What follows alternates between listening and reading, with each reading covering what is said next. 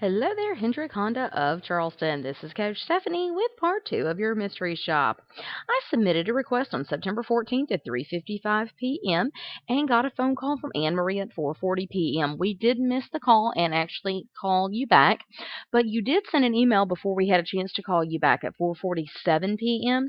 So really nice job on emailing in less than 15 minutes from when you tried to call originally. But be sure once you hang up with the customer that you send them a personalized email within less than 15 minutes of speaking to that customer. You want to be sure that you are continuing to build rapport with that customer and getting them information they very well may not have written down during your phone conversation. So the email you send afterwards should have an attention-grabbing subject line that's clear who it's from. You should thank the customer for their time on the phone. You want to be sure that you are getting them information about whatever you agreed to in your phone conversation. So if you scheduled a phone follow-up, you want to remind them of that. And if you got an appointment, you want to remind them of that. Then you want to be sure that you are giving them a value statement about your dealership, and you want to be sure that you are giving them information that they very well may not have written down during your phone conversation.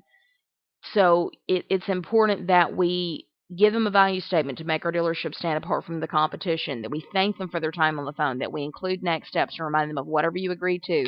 You want to be sure the email is free of spelling and grammatical errors, and that it has a complete signature file with a link to your website and a link to your email address. And like I said, we want to get it out within less than 15 minutes after we speak to the customer. Now, taking a look at the email that you did send me, the email did come. I'm going to give you credit in under 15 minutes because you sent the email after you had tried calling the first time.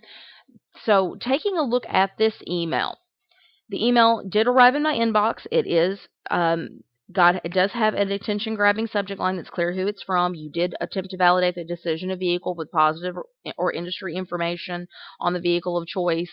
The email is free of spelling and grammatical errors. And you did give information on the exact vehicle that I had inquired on. However, you did not address availability. I want you to be sure that you are addressing availability and letting the customer know that the specific vehicle that they chose is available. Or if it's not, letting them know that and offering additional vehicles. You did offer a link back to your website so that I could view additional or alternate vehicles or alternate price quotes. However, when you send an email before you've spoken to the customer, I want you to be sure that you let them know that you tried calling them and that you will call them back. You said here your next step is to call me, or you can reply to this email, but I want you to be sure you let them know that you did try to call them. And be sure that you let them know that you will try to call them back later that day. Okay? You want to set the expectation for them that you will follow up with them later in the day.